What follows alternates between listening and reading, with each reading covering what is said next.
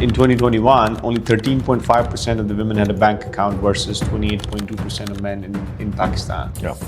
We've done a disservice to our sisters and fathers to their daughters. It is an established fact that women are better money managers. The hot topic right now is financial inclusion. It's not about outsmarting, it's about outlasting. Yeah. Bank should be a financial companion, your money coach. It should understand you better than anyone, better than you understand yourself, at least your financial lives.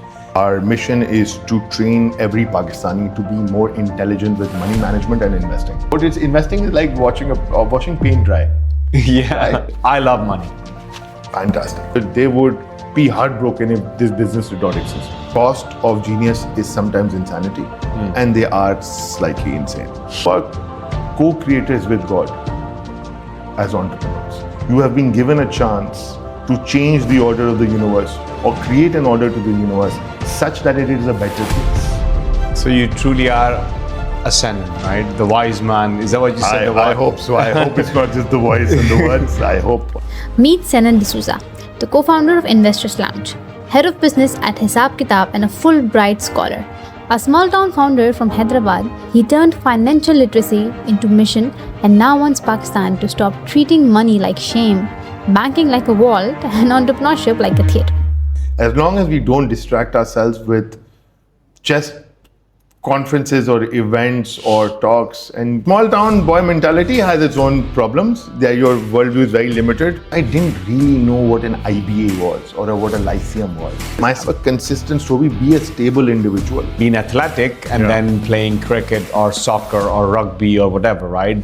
So yeah, you're gonna need to be sort of like, entrepreneurial or athletic, but then you need to pick up the sport that you want to play. Open up somebody's bank account, they're still going to move around as damaged individuals or going to create chaos in their financial lives.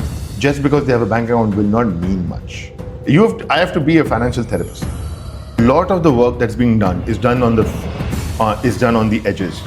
What are you trying to escape from?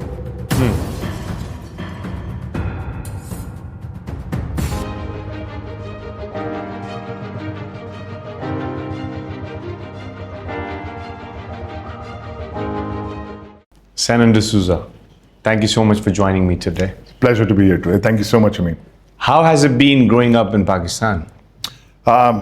Interesting. I love the country. I love its people. It has its own challenges, infrastructure-wise, so in terms of whether you have power throughout the day, whether you have water or gas throughout the day. Those are challenges, but I think it makes you resilient. And I'd love to think that has a lot to do with how far we've come. And if I were to just ask you to bring us back, what was it like growing up? So I'm originally from a town called Hyderabad. It's about 160 kilometers away from Karachi. So it's a small town. I do believe it still has an impact on the mindset that I have. I have a very small town boy mentality. So what it's done is, and this is at least what I genuinely think, it's allowed me to be happy with less in life, if that is what is served on the plate. It's not allowed me to be annoyed at small things. And given that my parents are both educators, seeing them hard work, work really hard, but seeing always, food on the table, all of the basic necessities of life, like you can do with whatever you're served generally in life. The fast pace life of Karachi or the flashy lights don't get to you that easily. Interesting. And I want to, so as you know that I was out of the ecosystem for 20 plus years, right? And when I look at Pakistan now, I see we are very conservative, we are very backwards in so many ways as well. Now, don't get me wrong, amazing things are happening. So we are very sentimental, and when it comes to Islamic Republic of Pakistan, in that lens, from the religious sentiments and stuff, how was it for you growing up? I think there's a difference. Now I can speak, I've crossed 30, it's been 5 years since I've crossed 30. There's been a certain level of privilege growing up in Sindh as compared to maybe a different province. I think it's more multicultural, so that's allowed us to gel in a little bit more better. It's a harsh reality. It's not. I wouldn't want to wash away the pains of the minorities that have had a difficulty, but I genuinely believe if you're able to make a contribution to society, and there is the right kind of education served, wholesome education served, and more progressive people come up, and there is an exchange of ideas, we should only get better from here, given that the powers at play are kept at a distance. Because I'm asking you for a reason, right? Because I went through the phase in my life where I was a minority, right?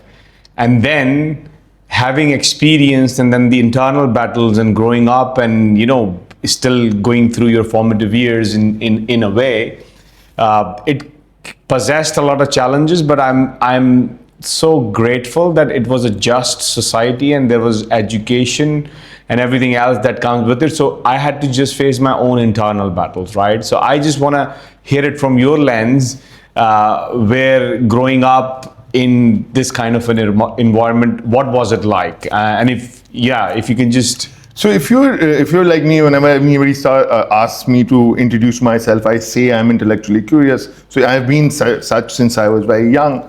When you are like that, you will always have voices close to you. A minority will always have some hesitation against a majority because of events that have played out over many decades. That could be family, that could be extended family.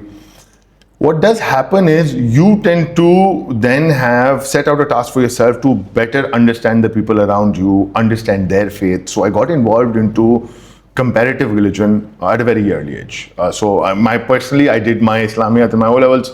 I had one of the highest percentages of minority and majority included. I think I scored 97, came to IB, I did the same. But I read a lot about Islam.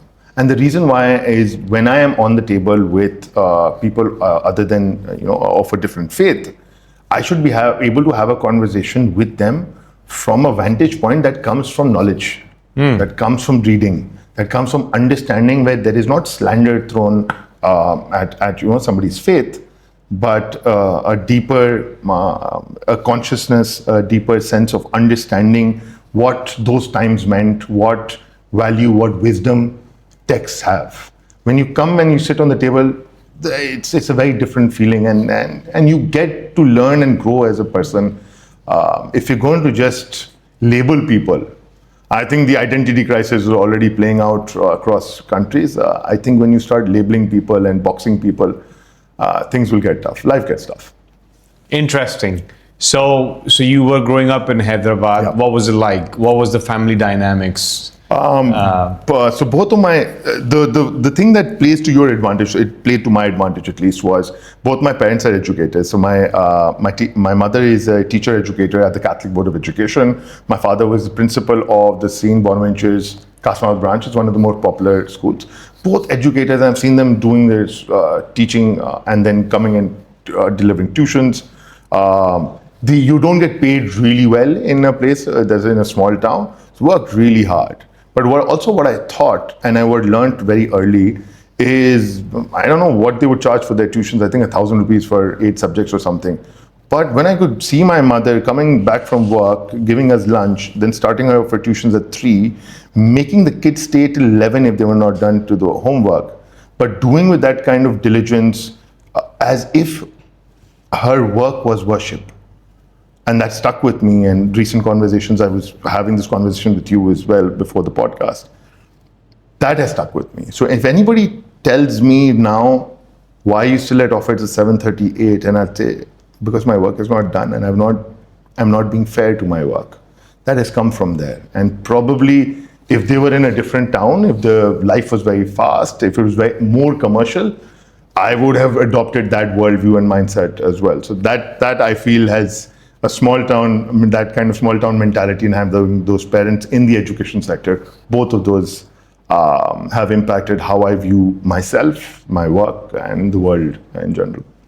So you truly are a Sennen, right? The wise man. Is that what you said? I hope so. I hope it's not just the voice and the words. I hope. But I think it's such a profound message in that little. It's like a quiet. It's like a whisper that our parents or the surroundings that give us, which sort of form the years that come way after. So when I was touching on that, right, so there was a time where I questioned everything, and there was a time where I wanted to fit in, and there was a time where I just didn't know, like, what am I supposed to do, right? So you would pick up a lot of things and you will go through that phase, and then you will always feel that you are still an outsider. Yeah. No matter how much you sort of gel in and you excel, because I went down the similar path as well, that okay, let me gain this level of intellect or this level of achievement in the society's eye, get a good job or add to the community and all that. And it's no reflection on anyone, but it's just the human nature that when you talk about minority and like majorities and stuff, it plays a part. So that was my experience until I became super comfortable in my skin. Yes. Until I went to those levels myself where I was like, okay, this is where I need to learn to live with the differences. I need to understand that this is what the realities are. And then all of a sudden, everything becomes sort of like, A-okay. And by the sounds of it, this is something you were able to sort of have that from the very beginning. Absolutely. Very beginning. So yeah, that was the curiosity I had, because I don't think I've had a guest on the podcast. You're the first one, who is coming from a different faith. And I think that's wonderful to know. And just so I think we touched on that as well. So my wife's entire family is, so they're Catholics, and so I get to learn a great deal. I get to just be involved. But still, underlining factor remains the human, the human, okay? In the end of the day, it's all that. So you have any siblings? I have a sister. She's a doctor. Okay. 3 kids. So nice. Yeah. Nice. And do they live in Karachi as well? No, Hyderabad. Okay. So I was just saying this to someone. We were at NIC Hyderabad, just there last week, and it was a great experience. Again, when you talk about being from sort of like a small town, you do have that sense of community a lot more, and that's just wonderful. So you finished your schooling in Hyderabad? I did my till my A levels. I was in Hyderabad. Then I came to Karachi for Zabist. The initial plan was, and again, small town boy mentality has its own problems. There, your worldview is very limited. I'll do my ACCA. I'll wake up at 1. I'll get done with the day. I'll take a 2-hour tuition and should be. And that's where your friends and your support network, people who had exposure, really push you. You're not going down. I'm not going to allow you to do this without you giving the entrance test. I was like, okay, I don't know, because I didn't really know what an IBA was or what a Lyceum was. Apart from a couple of people from Beacon, I'm from Beacon, and then I went to APS for my A-levels. We were the second batch of the A-levels. So we barely had teachers. Like teachers would not show up and we're like, okay, we'll do something, tuitions, all of those things. Came to Zabist, did a couple of diplomas. I loved the offer that they had. They said, spend 3 more years and we'll give you your BBA degree. Apparently, one of my friends went back to my parents and they ratted me out. And they were like, he's forcefully, sort of intentionally trying to dodge the IBA interview. Did the IBA interview, eventually got into IBA, did my BBA in finance from there. Then took a couple of years, entrepreneurship. Later on, I did my master's from the University of San Francisco. I am a Fulbright Scholar as well. Unfortunately, I could not travel because of COVID and my campus was shut. So I had to do it remotely. Interesting. And how was that experience doing it remotely? Fantastic. The fact, I'll tell you a very small nugget from that. All of my class, somebody was French, somebody was American, different nationalities. But beside me, in most groups for a year, it was a master's in entrepreneurship and innovation. So I was supposed to, the Fulbright placed me there because they wanted me to experience the valley. They said, the story that you're telling us, if you're an entrepreneur and you feel that outside of Pakistan exposure is needed, then you need to be in the valley. It's unfortunate that COVID hit. But in my class, there was a gentleman called Pierre. He was a colleague. I was 32. He was 55. He is an investor in a couple of very famous Indian startups that you see in Shark Tank. in France, across Europe. Same masters, right? Same assignments. And I could still learn off him. I could still feel he was the first one to submit an assignment. He would take the lead in so many things. He could just breeze through a master's degree.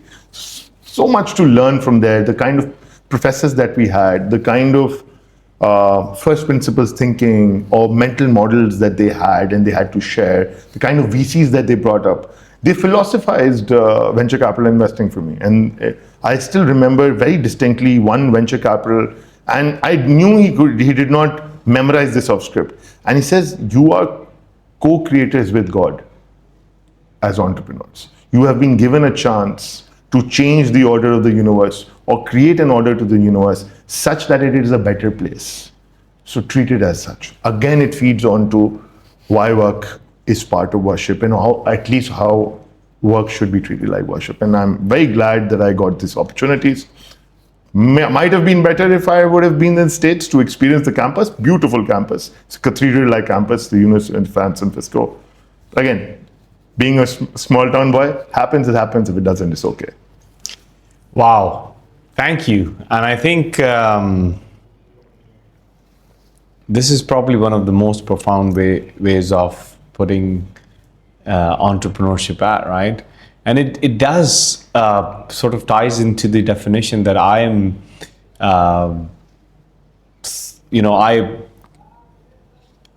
an evangelist of, that entrepreneurship is the pursuit of an opportunity in the efforts of solving a real life problem beyond resources controlled, right? So that's one of my favorite definitions. So when you don't have the resources in control, then who is going to make those resources available to you, or what is going to make those resources available to you?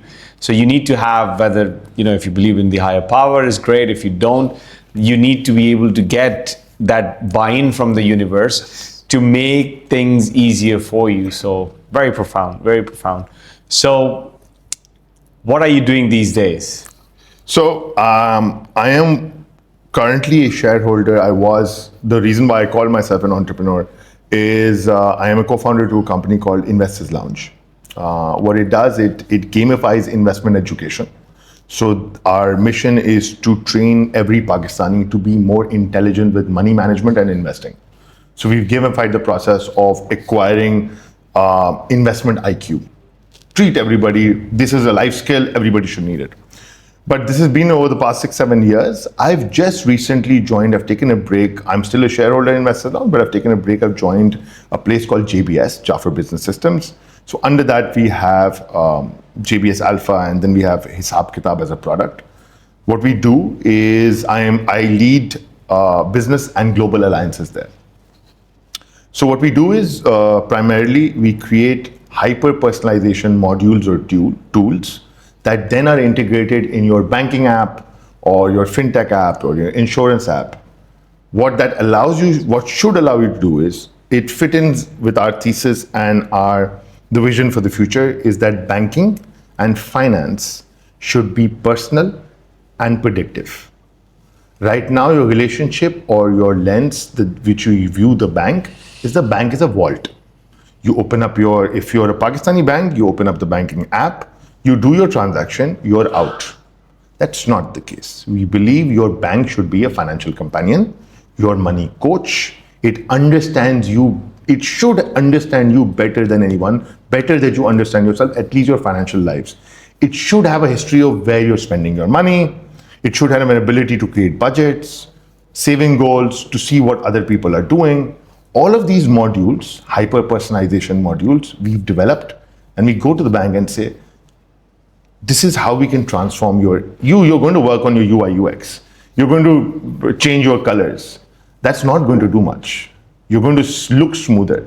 But if you want to change the way in which customers experience you, we have these modules. We integrate fast. We have this expertise. You want to do it yourself, you can. It'll take you 2 years and you probably will fail. We've done this in the past. How about we work together and when we get you to that place really, really quickly, both locally and now in places like the GCC in Africa. It's a lot of RFPs. The world banking is changing, hopefully, and changing for the better. Interesting. So I would like to spend a couple of minutes on Investors Lounge. So you created a community of 32,000 plus retail investors. Yeah.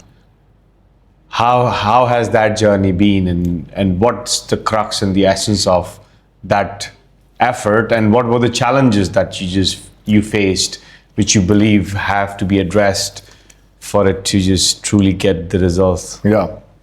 So apart from the community, in terms of users, for a business like this, it is challenging because when we look back and I see maybe 2017, 2018, I see what assumptions we got wrong and what assumptions are purely theoretical and the mistakes I should not carry when I do a different venture or new projects and new initiatives.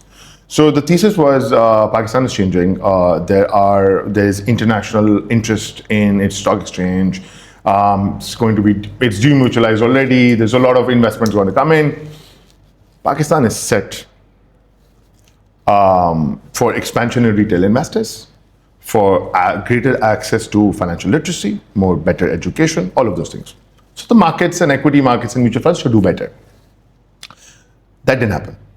So what did eventually happen is 2016 was the best year for the stock exchange in probably its history. I think 2017, 20 or 21, the time we were in business, the market barely moved. So you're selling an asset or access to an asset or access to returns that never happened. How do you solve that? How do you sell something that is never, is not shining? So that challenge was difficult. That's why the progress was slow. Then we thought we would get venture capital very easily. There was a year of that, and then it disappeared. So now you have to, really seriously think how you're going to manage this.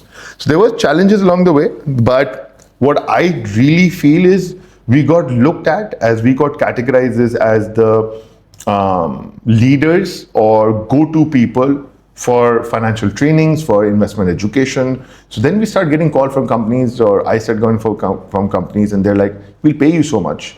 Just deliver a heart-to-heart financial literacy training session, because so many people amongst your Engros and your Tapals and your L'Oreals and your US Mobiles, you would expect every would be financially sharp, right? They're in business for the past 6-8 years. Some people in finance. So when you deliver those and you see that's just not the case. People are not even filing their taxes or doing their basics. So individually, when you get to know if you've changed lives, when you've delivered that, I think that is the key takeaway from you. This is the best asset for you. When people say, this is how my life was in ruins, I've put that together. Now I have this plan. Things are working out really well. It brings me to, you mentioned first principles, right? So I have this little sort of a way of thinking that before you can get to the financial literacy, you need to have the economic understanding or economic sense, right? That how does an economic machine works. Do you think people have the clarity? So I'm thinking of where you are at right now, Hysab Kytab, right? If people fundamentally don't really understand how this entire machine works and where their part is and where they can get to, having a solution, if that's not matching, so it's like supply and demand sort of a balance that you need to strike. So what do you think? What kind of efforts are happening? And do you think that people are well versed, or people really do understand the first principles? They don't. I don't blame them. I think even for me, it's a re-education. And I think a lot of the work that's being done is done on the edges through podcasts like these. So many content creators have now come in and they're bringing in people who now, like you, because you've done so much reading, because you have some kind of exposure, both in a country abroad and now in Pakistan, you see the world from a different lens. When you're able to share your story, people are like, I think I can connect the dots a little better now. This makes sense. Otherwise, what is going to be my source? Is my I don't want to name a news channel, but any XYZ news channel. That's my source, right, for content. And that is a horrible source of content, at least for me. I think it gives you anxiety. I think they have the same ticker going on. I think it's already manufactured. You don't have variety of opinions. So you suffer along the way. So I think that, yes. But the hot topic right now is financial inclusion. So yes, understanding the machine, but also How would you describe that? So if, let's say, someone is listening and they're curious. financial inclusion? And before financial inclusion, that economic machine, right? And then how do they need to sort of look at it from the first principle lens? Two things I think are very important. One is generally, and we discussed this, is a bare level understanding of geopolitics and what Pakistan's role is, our history. I think a very clear, I don't remember, what's his name? I think it's Faisal Baraj, has a YouTube channel, fantastic storyteller. And he's written and he's spoken about everything that has to do with Pakistan's history from every perspective. I think understanding history, understanding how geography has played its part, understanding how the world is changing, and then just moving on with that context to everybody wants to be included, financially included. All banks are going for opening up bank accounts. I don't know how useful that will be. It's a starting point. Financial inclusion does not mean financially literate. You can open up somebody's bank account, they're still going to move around as damaged individuals or going to create chaos in their financial lives. Just because they have a bank account will not mean much. So I think a combination of a little bit of literacy, economic sense, history and geography, and then a supporting base of, yes, they have a bank account. Yes, they should be investing. Yes, they should be having their retirement plans, should come together. So, banking per se, right? Everything is based off of transaction, right? Yeah. So transaction happens, if it's settled, it's settled. If it's not, then it's credit, right? So when you talk about this financial literacy piece, where would you start from? Where would you start telling somebody that, hey, this is the starting point that you need to start thinking and have your building blocks lined up and then build the house that you need to build? Two things. I think whenever I was delivering a session in person, one thing I learned from after the first two sessions was this cannot be a game of numbers and graphs. You cannot tell a story. You cannot tell an entertaining story that creates interest in you, interest in the people in this room with numbers and graphs. Yes, I can tell you this is available, mutual funds, stock markets, national savings, and all that. I have to speak to you like an elder brother or a younger brother or whoever, somebody you're comfortable with. I have to be a financial therapist. You have to be comfortable sharing what you're doing wrong in life. So if somebody tells me what is the first thing that you should ask or that you should scratch while trying to get somebody's life in order, I would ask, what are you trying to escape from? Because if you know you're running away from something, then you put into context the fact that when people are unhappy with something, they move to retail therapy.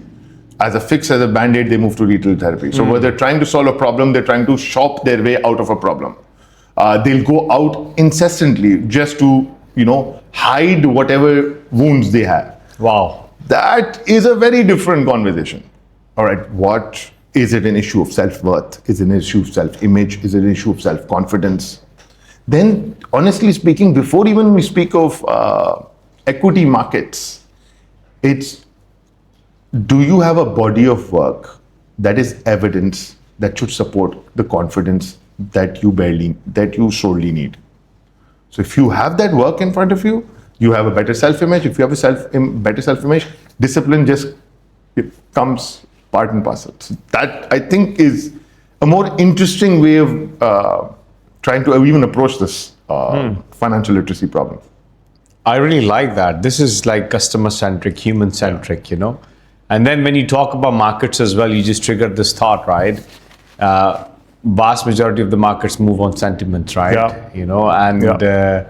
If you are educating someone on what are the underlying triggers that human beings are born with, I really like that. I really do like that. And then what happens in the conversation after?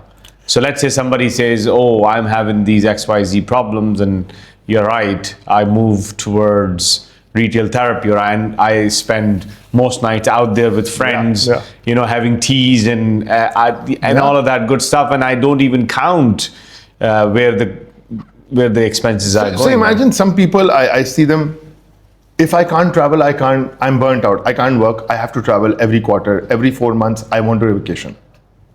Okay.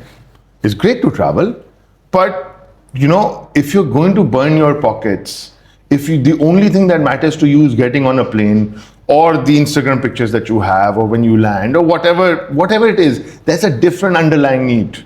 You want to feel included. You want the world to know that your life is in order. That's a very different conversation. So when you set out a plan for somebody, you work on and this is a very old man example, and pardon me, I tend to sound old at times.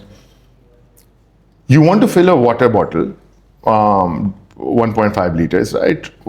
And it's not filling up. And what you're trying to do is turn the tap up and down, trying to increase the speed when it has holes at the bottom.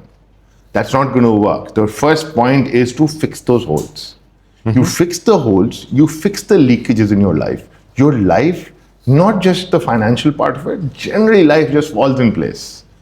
But rest is your setbacks, which will come. But if you're grounded, I don't think anything should be able to upset you or make you do something that's... You reminded me of that saying, smallest of the leaks can empty largest of the barrels. Yes. 100%. Right? And getting the fundamentals right, getting your house in order to ensure that, That is the perfect term. Get your house in order. Before that, speaking about what percentage returns you get and how can I build wealth and how can I buy this car or that car, those are many of those things are signs of wounds. You fix the wounds, you live a very content, peaceful, happy life. Content I don't think is a difficult word. If humans were meant to be content, we would be eaten by a bear. So we're not meant to be content, but at least not greed. So when people find their purpose, people put their life in order, things just work. I think you framed it really nicely, actually, and it triggers another thought process of mine. There is internal motivation and then external motivation, right? And the role models or the models that we generally see around us is always, getting something external to Validation, absolutely. or to just feel good internally. But that's very short-lived, right? Yeah. Because it's not the attainment of what we are after, rather the actual pursuit towards it, which sort of keeps us motivated or keeps us, high agency per se. Yeah. So if we were to, let's say, look at it from Pakistan's landscape where, scarcity mindset and then market volatility, people can barely meet their basics, generational trauma. How do you educate masses? So apart from the education that's just happening in terms of content creation, this is what I felt. When we were doing Investors Lounge, it was very investing centric, which was great. It had a market. It had a pretty big market. But investing is a luxury at times for most people. When people would say, you're selling your courses, you're selling your boot camps, you're selling your subscriptions on a SaaS-based model, all of that is fine. It's difficult for me to make ends meet by the end of the month. How will you solve that? So one of the ways that we learned at Hysab Kytab, especially at least, is how to bring the former in order, how to bring your house in order in terms of your finances. The best view of that rests within your banking intelligence and your application. Rests within your insurance application. Rests within the interactions you have multiple times, and increasing those interactions would leave more signals for the bank, which should then be a true, earnest financial advisor to you. Listen, this is where you're overspending. Here's a notification asking you to stop. This is what we've built actually. It will foresee this is where you're going to spend. We've understood that these are the payments that are due. Please be sure that you have 40% more left for you. I want to save for a car. It should tell me each time where I'm going over and under budget. So it's like a friend that is turned on 24/7 and is learning on the go based on your patterns. That kind of intelligence we've built, and that kind of intelligence we want to be as a money buddy or a financial companion with you throughout in these apps so you don't go wrong. Because how many times are you going to, you can lie if it's voice. You can't lie because your patterns are there with you. So that is a person, that is a machine, that is a solution you can't lie to. And those are the kind of changes we're bringing in multiple financial applications with our modules that we believe will nudge people into behaving or into better behavior. The rest, and obviously you could shut off your app or shut down your bank account, but I believe people are not that ill-disciplined. And that's so it's like friend in your pocket. That's a friend. That's a money coach, or that's the elder brother money expert that you probably are missing out on. That's not with you. You know, financial planning. What is your definition of financial planning? Generally, it is to have at least somewhat the mental map done for the next 8 to 10 years.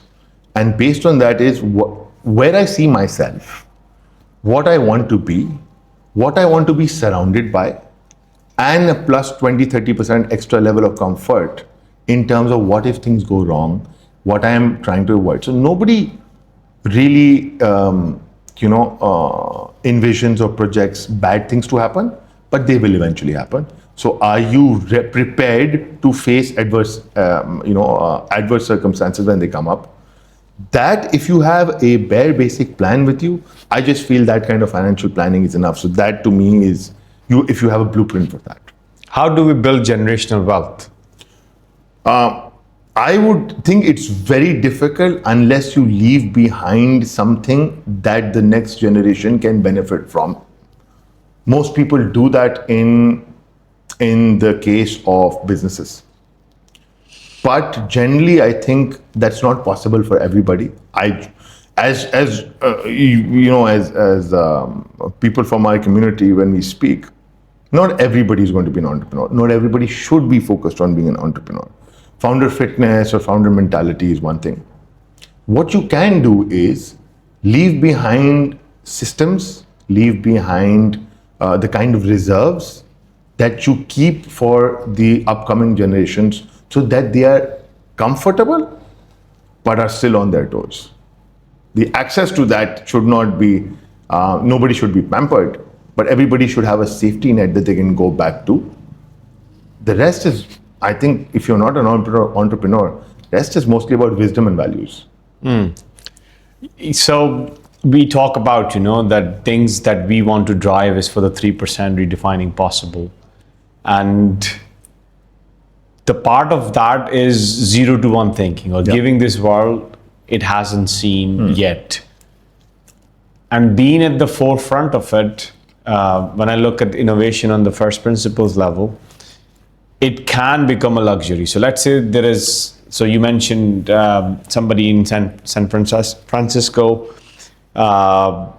they don't have to worry about what you just started with, electricity, or their petrol out of the bike is going to get stolen, or if they buy something new, someone might just cause a damage, or go out there.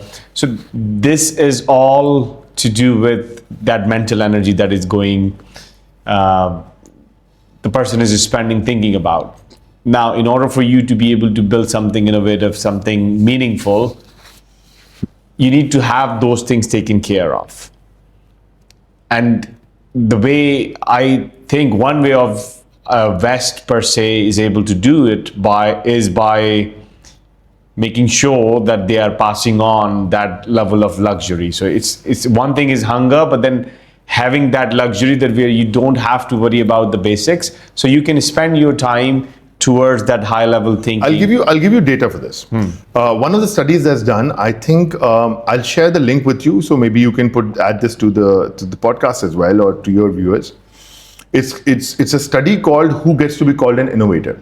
I think 1,000 plus people who had filed patents successfully, they studied what was common amongst them. All of them were high income. All of them came from places of high income.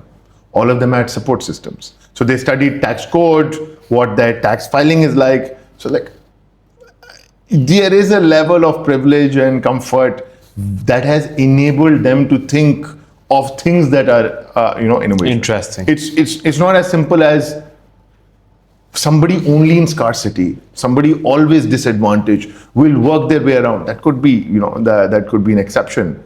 But there are support systems, there are people around them, there is a level of income that has worked in their favor so that they could have come up with that. And this is coming from data. I'll share that study. It's a very interesting, they're very eye-opening that the jury's out. And I think you just support, and I do want you to share that so we can share it with the audience, but there is a book from Malcolm Gladwell as well, Outliers. And it's a similar sort of a concept that, you need to have some level of head start. There is not everything is dependent on individual sort of amazingness, right? So now this is a double-edged sword in my opinion, right? So rags to riches is amazing. Yeah. But at the same time, if someone from, let's say, unfair sort of circumstances or underprivileged regions, what can happen with them is they end up believing that their personal excellence is everything, and they could go towards not so very humble route, right? And when that becomes sort of a norm, then you are basically someone who hasn't really seen what the world is able, or what the world is doing, but you have this narrative that you are end all and be all. And that could be one of the biggest reasons of the communities or nations to not move forward. Do you think we suffer with that in Pakistan? So in my later years in life, I think I've become more comfortable with the fact that some of these geniuses who are innovators are eccentric. They're different, and probably the cost of genius is sometimes insanity. And they are slightly insane. So I've started to look at them from the lens of, some top names there. They're going to be different. They're going to be a little rough around the edges. That's okay. If you study about whether it's Jobs or Musk or all of these people, not the best people to work with, right? But they've created what they've created, and they've given humanity. What I would also find exemplary is many of the people who we don't consider entrepreneurs as such, but in the activist and the social work domain, who've built, for lack of a better word, empires that are now fueling the system and that are keeping the system alive. And there are also people who have met, especially at JBS as well. Our own chairman is one of the examples, the CEO. And many other people that are humble and down to earth. While they know they have and this is what I would want to embody in myself, and hopefully I have, is a very quiet self-confidence. You have done it before, and that really helps you in difficult times as well. I've done this before, this is new, I'll see it out. I'll get through it. But if I have to show people that I am the all, end all, then again, it's some wound that's not probably healed. Or it's an eccentricity that comes from being a genius who thinks very differently. And I think, again, the world we live in now, so you're talking about, so I'm sure there is AI engine behind this prediction model. So with the world we live in now, where the social media and everything else, right, and the dopamine hits that we can get really easy, and it sort of becomes your go-to to get these cheap dopamine hits. By not really working on the substance, rather you just get by, do okay, and everybody's like applauding and saying great, you're never gonna be able to reach the quality or like the excellence, right? So while we are using technology for the betterment in education, the other side of the pendulum is that people are not really willing to sort of do the critical thinking, or they want to just be okay with whatever the way things are going, especially when the literacy rate the way it is in Pakistan. Do you think so what kind of traction is what I'm trying to get at, that what kind of response you're getting with Hysab Kytab when you're putting it out there with the companies, or how is that working out? So In Pakistan, we have a B2C app, was great, but requires a lot of our attention. It's right now, we've kind of deprioritized it. We have a white label B2B version that I was speaking of, alluding to, that's integrated into banks. In Pakistan, it's slow. Banks generally, it's a tough ask to security, infosec, all of those challenges. Then most banks are like, we're fine. We want people to just come into the app, make the transaction, leave. As long as that is stable, we're fine, because even that sometimes doesn't work in Pakistan. So there's a massive lag. But if I have to be very correct, right, in the past 6 months since I've been here, there's about 32 different RFPs across Africa, GCC, Asia that we're part of. That's just 32 banks who are now thinking we have to build something that's personal and protective. All of those modules have come also from, as a lowest common denominator, from these RFPs. Okay, we have evidence of this here. It's common across. Everybody's thinking in this perspective. Nobody's going to be like, make a transaction and leave. What eventually will happen is, as the first step is, there is going to be the concept of the human in the loop, but also in technology can get you so far. But there's always going to be a need for human connection, a conversation with a human. As when we are right now, regardless of your Instagram usage, you want to step out of the house and meet people and have those conversations with them in person, because those dopamine hits will only get you those far. The biggest predictor of longevity is relationships. It's not even exercise, not all of those things. And I was dumbfounded. How are you going to build those relationships? Are you going to build them through emojis on the phone? That's good luck. So if there was some 20, 25-year-old looking to build healthy habits around financial discipline, what would your advice be to them? I would say, firstly, you'd have to get rid of some beliefs. And I would say one of the beliefs that you'd have to get rid of is money doesn't matter. It absolutely does. Money does matter. Earn it through an honest way of living. Make conscious decisions. Don't starve yourself. Build a path in which you have fun. I'll share something I actually saw last night as a post. I shared it on the Instagram story of people I appreciate, and the person I am is, I'm not sure how articulate this is, but what it was titled as is, I like people who are seriously unserious. Which means when they work with a commitment like no other, but then they joke like kids. So you're silly, but when you work like it's an act of worship, and you build and you're at peace and you derive a sense of pleasure from everything. And by work, I mean your 9 to 5, your relationships around you, your relationship with the creator, probably if you're a believer and spiritual, and every other activity that you're involved in. You give it an honest shot, you make the most of it, you're a happy and content person, you're not bitter. Those things matter a lot more. But to demonize money, to say, it's greed. Greed is what should be demonized. Money shouldn't be demonized. Money should be made to work for you. If you keep that in mind at the age of 25, that this is a person that I've hired. This is an object that I've hired. It will work for me best. We were actually talking about it only today. Okay, perfect.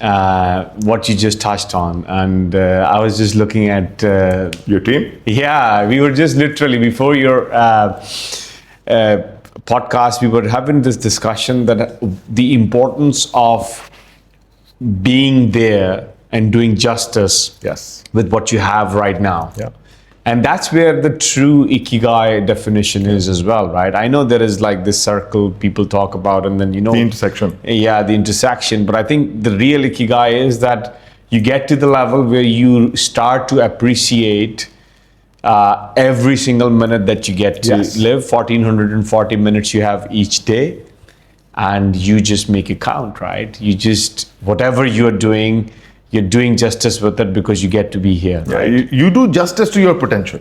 Whatever stored potential you have, if you believe it is from the creator, or however it's come to form, you say, I have to live up to that. I have to have a consistent story My script should not be changing, new shiny object. I'm happy with this, I'm happy with that, I'm happy with this sport, whatever it is. Have a consistent story, be a stable individual in your thoughts. And you'll find that stability then just prevails across other facets of your life.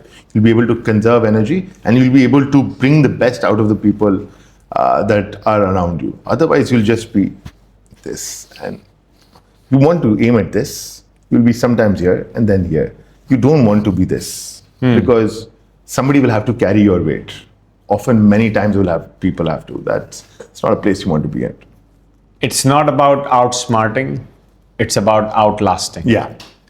And when you have that mindset, you do give things a genuine shot for your own self to build that relationship that, okay, I'm not a quitter, I'm not a loser, I'm going to start something, I'm going to bring it home, I'm going to finish it.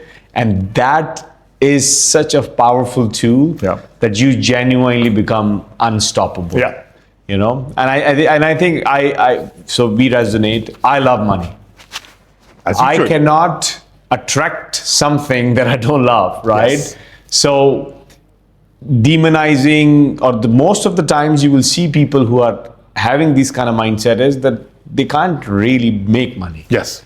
They are the ones who are going to say that. Money is a tool, it's a language, it's going to get me to do what I truly stand for, right? And if I have that first principle laid out, what you just so beautifully said, right, is that do it for the right reasons, or do it for, you know, like with the conviction and making sure, then you want to be able to command billions if you can. And so you can channel it in a way. And only last night, someone shared this post with me. So I meet a lot of people. So this amazing individual, she's actually an IB grad as well. And she had a discussion with me. She did it in software. And we were just discussing the money matters and how I look at venture building and how I look at this as an act of worship. What I do is an act of worship. And she sent me the reference of Prophet Solomon. And in that, this individual is describing that he asked for all the resources from the Creator so he can better serve through the lens that he was able to serve others, right? So with that, whatever miracles that he was able to do, but he had abundance of this world, the amount that nobody has ever really sort of given, if you were to look at it from the scriptures point of view.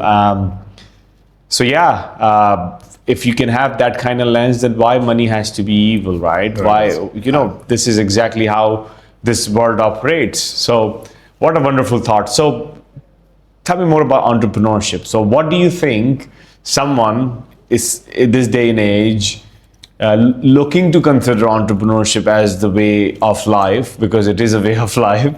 What would you sort of say to them, or what would be your take on that? I would say don't necessarily, when we started off, so this is what tends to happen. When I was at IBA 2013, when we were graduating, it was either Engro or P&G or Unilever or your failure. Now, fast forward 3-4 years, it was either you're a tech startup or you're a failure. So don't follow, I don't think you should follow fads. You should be very wary of trends. So trends in technology, trends in the market, trends in demographics, trends in consumer demand, yes. But it's not binary. It's not tech startup or not, right? There are so many opportunities that I now see. Now it's been popularized by, I think the Indian Shark Tank did a very good job at bringing people to the sort of media or to the camera who are not doing tech things, who were selling their Nimcos and their Pampers and their glasses and their, I don't know, many other things, and they made profitable businesses, right? So entrepreneurship for me is not, and we'll have to make this very clear in our circles as well, don't look down upon if somebody is not super tech or innovative. If somebody's built a solid business model, has discovered a niche, has a plan to scale, and has shown evidence that they could, great. I think Dip It is a very good example of a Pakistani brand. I think Brumano is a very good example. I think, I'm not sure if Can Baby or Bona Papa, these are, I'm only speaking of non-tech because tech has been spoken of so much. I think Bikey has still now done a fantastic job given how many big boys have entered the market, and still, whenever I speak to somebody and they say, if this app was not here, I would be heartbroken. It happened with Swivel for a lot of people. Bikea, like people are like, this should not go. That's when I feel, okay, they've created a small band of community, but where people super fans, they would be heartbroken if this business did not exist. That's a great place, to be as an entrepreneur, just from a high level. I think you touched on something very interesting. So even within the startup / entrepreneurship landscape, there are different plays. Yeah. So different games. That's like saying, being athletic and then playing cricket or soccer or rugby or whatever, right? So yeah, you're going to need to be sort of like, entrepreneurial or athletic, but then you need to pick up the sport that you want to play. Yeah. And I often find even the policy makers or even the people in the developed countries still have that sort of a confusion. Not so much in the countries where there is a lot of risk capital and then, conscious efforts have been put in, but there is still a confusion. So there are multiple sort of like, ways to look at it. So you will have this moonshot mindset, put the dent in the universe, 100x, scalable, all of that good stuff, right? So that's one. Yeah. There is a certain type of breed which is going to go out after that. Exactly. Okay.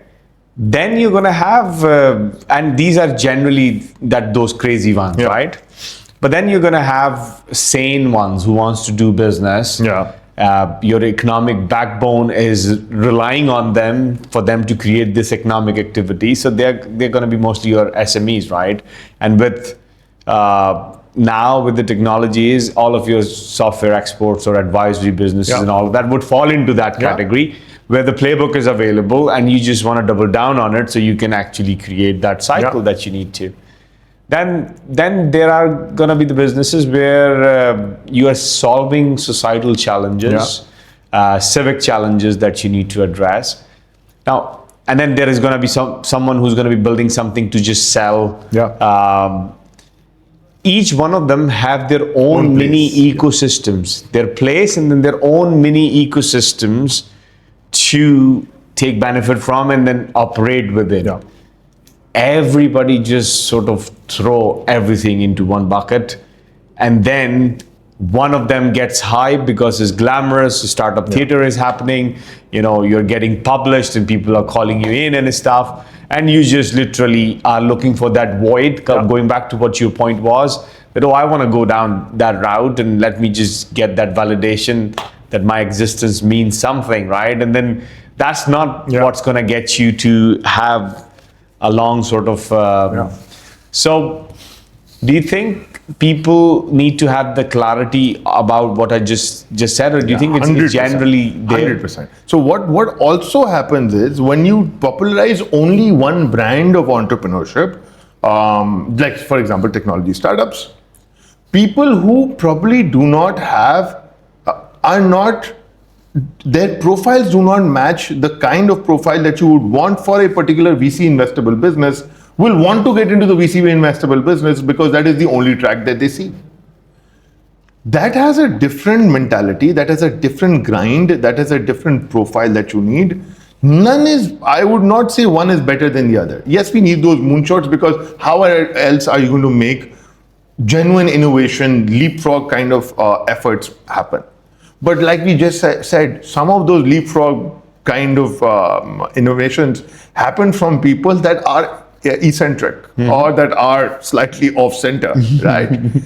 Those are not your rest. The rest could be more stable, could be more street smart. They could go out on the streets and actually conduct trade and commerce, which I genuinely believe is being looked down upon. It's like trade and commerce in general is a problem or something, right? The entire civilization has been built. Great ideas have been expanded on the back of trade and commerce, and that's what you need to do. So everybody should know. I think moving on, I don't know whether there will be going to be AI powered, more personalized personality assessments that actually help people understand whether they're the right fit, or it's just going to be, I will try this out, I will see where we go, and then I will course correct. We are actually working on a mirror similar to that, where That is great. where you just know that on what scale you are at of crazy, and then you just so it is very much sort of like clear cut.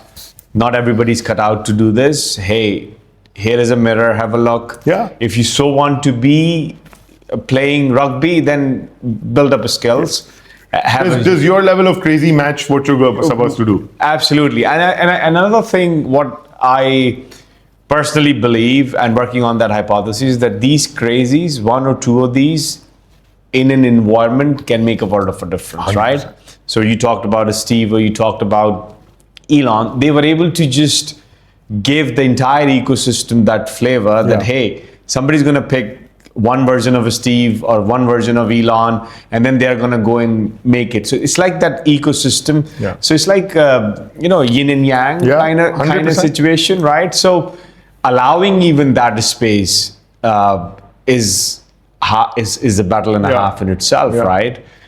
Because again, either you will have this particular group who just wants to play safe, and then either you'll have someone who's just glamorizing just one part, right? So the life is beautiful in the gray. Yeah. And that's what we are talking about to inculcate that. Do you think Pakistan will ever be able to attain that? I genuinely hope so. I'm not exactly sure what would be a catalyst for that, but I think the work is being done. As long as we don't distract ourselves with just conferences or events or talks, and you can see the honest efforts of people, and you recognize the people. I feel one thing that should change in Pakistan is we need to be accepting beyond our circles. Just because somebody's not from Karachi or not from Lahore or not some part of some official government board, XYZ, right? I see this happening a lot. Few people are like, you're from my industry. You're doing a good job. I will do everything to project you. Regardless of he hangs out or she hangs around with him, and they have a different circle, and there's a different lobby. All of those has to be put aside. We're too small, we're too young for politics to creep in. This should happen when the organization is so big and so bureaucratic that maybe you can allow for some politics. Right? You've just started off, and you're going to let politics be your termite. And I see people aged, 50, 60, still succumbing to this, and I think ego gets the better of people regardless of age, and it's just very disheartening to see. And I think that if we avoid, I don't think. And that's where the crux of the conversation is as well, right? So I had a guest on the podcast, and they said, we don't really have an ecosystem, we have ecosystem. Yeah, that's very profound, yes. And with that lens, I do see, again, the gatekeeping, because people don't want status quo to be challenged because they're the direct beneficiaries of it. Yeah. And when you have people with the say or capital available, and if they are not towards the innovative sort of a side of things, or they don't want to bring about a change, then you're going to not have risk capital. Yeah. And when you don't have risk capital, then innovation and risk capital sort of goes hand in hand, right? So business is tough anyway, regardless of whether it's a playbook available or not. It is tough. It is tough, right? So if you don't have that level of risk, sort of like aversion, then what do we do? How do you get the money to have those people who want to do the rational business or want to have like a calculated sort of like a shot? How do we address that capital constraint element here? So I think with your last question or the last conversation that we had was about the ecosystem, right? You have to understand for you and I to win, Pakistan has to win. Once Pakistan wins on the map, and the story honestly is now beyond the first deck of most founders like us who've said 240 million population, youth demographic dividend, that story is gone.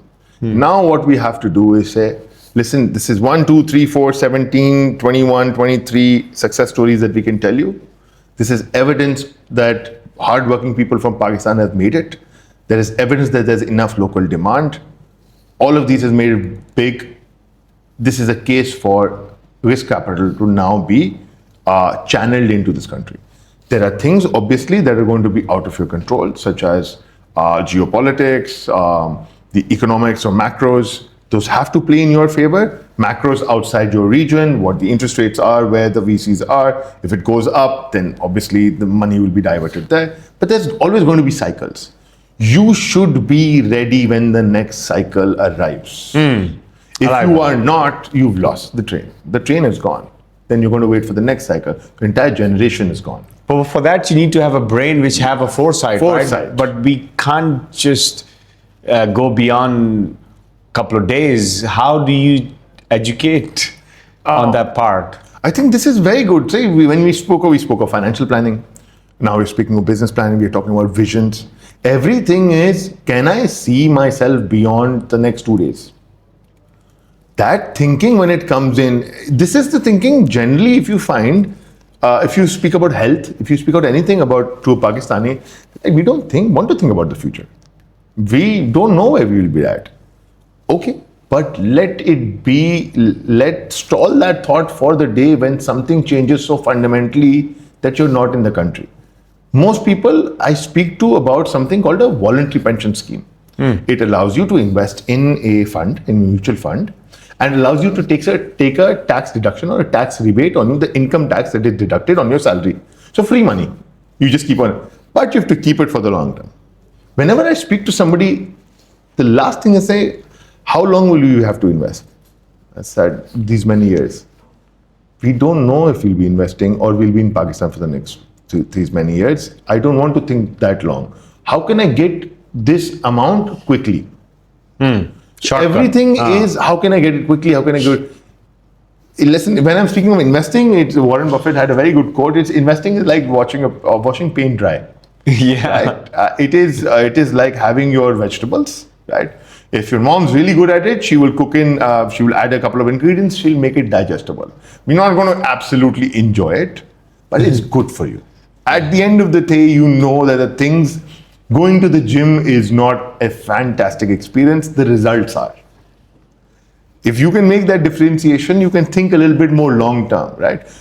I imagine somebody saying, I've been to the gym for 1 week, why haven't I lost 3.5 kilos, why haven't I put on 2 kilos of muscle mass? That's not happening, right? You have to put in you have to have a vision for yourself. And hopefully, it'll play out. You know, you touched on financial inclusion, right? So I have a stat here where women in 2021, only 13.5% of the women had a bank account versus 28.2% of men in Pakistan. Yeah. So what is the driving factor of that, do you think? This especially comes in the rural, there's two things to it. A, I feel, and I've spoken about in a different podcast as well, we've done a disservice to our sisters and fathers to their daughters who have not given the females in the house the level of literacy that is required in terms of financial literacy.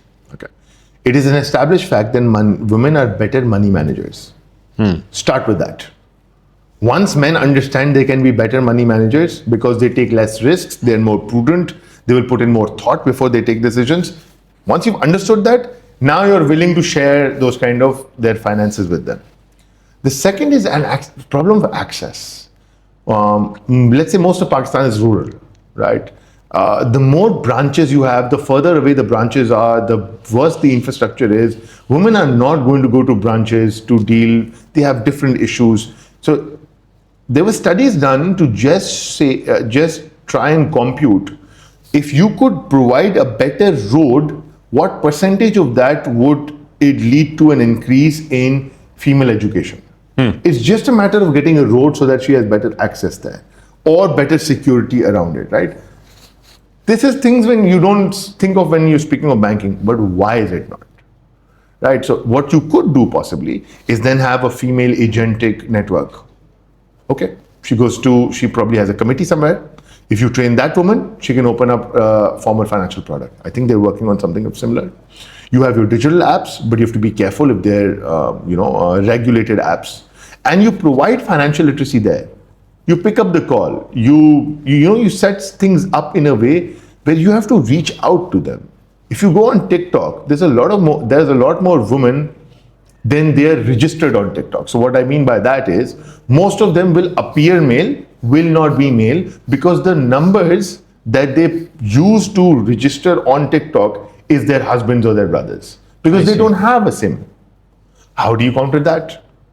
Now, for somebody to not have something as basic as a SIM card, building up, that is a rail. How do you build up from there? So you'll have to, this is where I feel it's not just how, AI and how technology is supposed to be. This is where you can actually make very smart thinking and innovation happen. How can you get interventions done in communities where you have problems of basic rails? You don't have electricity, you don't have education, you don't have a SIM card. Now, how do you solve this problem? And that's going to take smart people from our industry to roll up their sleeves and actually make a dent. And I really look forward to that. So you are hopeful and you're seeing the efforts have been made towards that direction? What I have to do more of is figure out what incentives could be at play or how this would make more commercial sense. I've always found that people flock towards solutions or problems or problem solving when the right incentive structure is in place. If there are no incentive structures, they won't. Just to feel good about it, they might do it for 6 months. But overall, the commercial sense there has to be a business plan out of this, right? It has to be sustainable. Those people in the rural areas will be long-term consumers. What is the kind of ROI? Otherwise, banks will just do it for the state bank. Listen, I'm digitizing this rural areas. This ATM volume has gone up. We have one branch. We've placed 2 females there. Whatever every financial institution could do on a bare basic level just to get by, they'll do. But the moment it starts making business sense, and that's when they'll start losing business. I think one trigger has already arrived with fall in interest rates. I think they have to be a lot more creative in the ways that they can make money. So I think that's going to work in our favor. Amazing. And thank you. Your thought leadership is just very valuable, and thank you for being very generous with sharing that. We touched on something about the foresight element, and there is a thought that had escaped my mind. You think when we talk about being able to think, in end, right? Second order thinking per se. Traditionally or fundamentally, we are very much service-driven sort of a nation, right? So we are ready to be hired guns. We have been building other nations, and this is all we know, right? So oftentimes we don't really know what it means to be developing something. And as you just rightfully said, going to the gym, it's not going to happen. You need to invest, and you need to put it in, and you need to have the patience or watch the paint dry, as you said, right? So that's one thing is in an investment context. The other thing is then the actual human development or development of your economic machine. Coming back to that, that's going to require a lot of investment per se, right?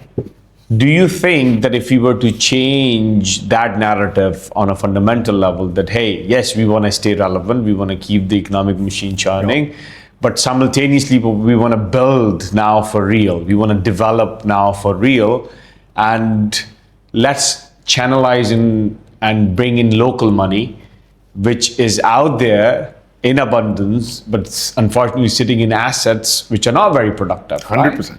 So what is your view around that? People don't like it when I say this. I'm very happy that real estate isn't doing well. People have lost money, retail people have lost money, but big people as well. Unproductive. What has to happen is, again, incentive structure has to be in place. If you're going to incentivize non-productive assets, money is going to flow there. You have to incentivize, I feel, risk-taking, productive ventures. But as a general mindset, I think people should understand right now that there is an existential crisis for Pakistan as well. If you don't develop capability, and if you don't develop commerce, and if you don't develop sheer competence, it's a problem. It's going to be a problem. It has been. We've been able to get by because of rent that we've received. This is a fine place to be in. This is a fine place to hone your skills. The rest, in terms of the regulator, I just feel small things. Like I feel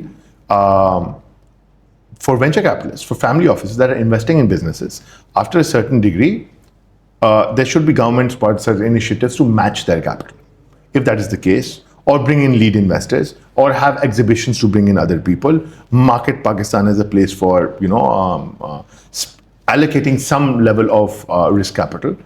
All of these could be. They have to be a lot more active for it. It's too young, and if you let it, it'll get stale very quickly. Right? True. It has to be nurtured. Serious cases have to be picked up. There's going to be 50 people who are going to raise their hands and they're going to build ventures. 14 of them probably you can take to market and say, solid guys, right? They have something, they've struck gold. And then give them the due leverage, give them the due networks, give them the relationships, see what they can build on a local level, get them to meet the big boys, see what kind of support you can provide them, even in terms of guarantees, and then see how things works. There's some level, I guess, of hand-holding that we'll have to do so that the ecosystem remains in shape. And then you can take this ecosystem to the market and say, Pakistan has made it. Such a beautiful conversation we have had. We can be at it all day. Thank you, Sennen. Thank you. It was very educational, even for me to see your perspective. And I think you're bang on the money as to what needs to happen. So as you come to the end of this conversation, we have a tradition where we ask the departing guests that we stand for, we do everything for the 3% redefining possible. And we ask them that what are the 3 things that you believe should be the part of the tool belt of someone who is taking on this big, behemoth of a challenge that the world thinks that it's not possible, but you are going to make it happen. So our departing guest said that one must have high agency. Yeah. Execution for bias, because ideas are dime a dozen, and resourcefulness, that being able to actually be resourceful when you don't have much resources. So these are the 3 things they believe that are fundamental if somebody are serious about giving this world something that it had never had. What are the 3 things do you think one must have if they want to try? I agree with 2 things. One I will change. One is resourcefulness, 150%. And by that I mean you cannot, and this I felt a lot, I might be expanding on this too much, I might be taking a little bit of your time. Moving from entrepreneurship to a corporate, the difference that I've felt is everybody on the right side saying, this is what I don't have, which is why I can't do my job. Which is why I feel resourcefulness, as being a founder, we never had anything. We didn't have the chairman's name to say when we went for sales. He was not a relative. We could not say, I know Fala Saab before you enter, so that the client would treat me so. So resourcefulness, bias for action, always first. Third is, I don't know how to make this concise, but treat work and whatever you do as part of worship. And you will never go wrong. You will not be lying, cheating, stealing, sitting at home, because you will feel guilty as you would go into prostration. You would not do something wrong. So when you're working and you consider it worship, you will not be led astray. Thank you so much, Sennen. What a wonderful conversation. Thank you so much for joining us today. Pleasure.